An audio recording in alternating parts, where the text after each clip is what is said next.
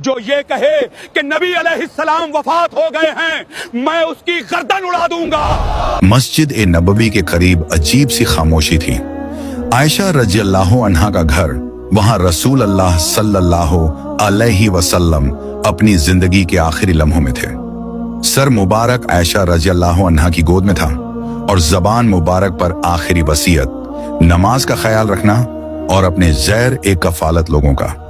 इसी लम्हे जिब्रील अलैहिस्सलाम आए और उनके साथ मलकुल मौत भी थे। मलकुल मौत ने अदब से कहा, या रसूल अल्लाह, अल्लाह ने मुझे हुक्म दिया है कि मैं आपकी इजाजत के बगैर रूह कब्ज न करूं। नबी अलैहिस्सलाम ने पूछा, जिब्रील, मेरी उम्मत का क्या होगा?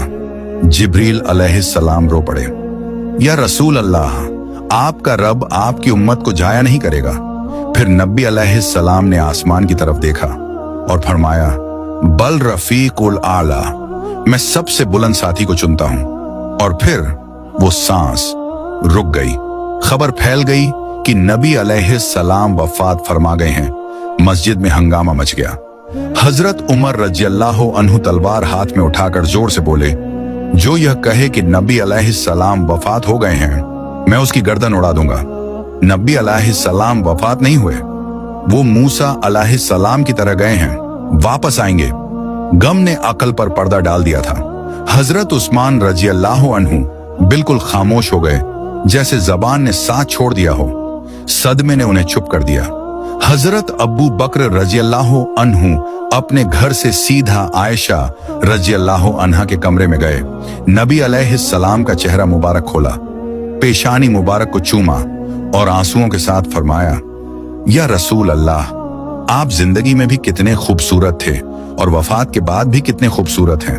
और फिर कहा, आप पर दो मौतें नहीं हैं, जो मौत अल्लाह ने लिखी थी आप उसे पा चुके। हजरत अब्बू बकर रज़ियल्लाहु अन्हु मस्जिद में आए और लोगों से फरमाया, जो नबी अलैहिस्सलाम की इबादत करता था वो जान ले कि नबी अलैहिस्सलाम वफात फरमा चुके हैं, और जो अल्लाह की इबादत करता है तो अल्लाह जिंदा है, कभी नहीं मरेगा। फिर यह आयत पढ़ी, वमा मुहम्मदुन इल्ला रसूलुन। यह सुनकर हजरत उमर रज़ियल्लाहु अन्हु समझ गए। हाथ से तलवार गिर गई और हकीकत सामने आ गई।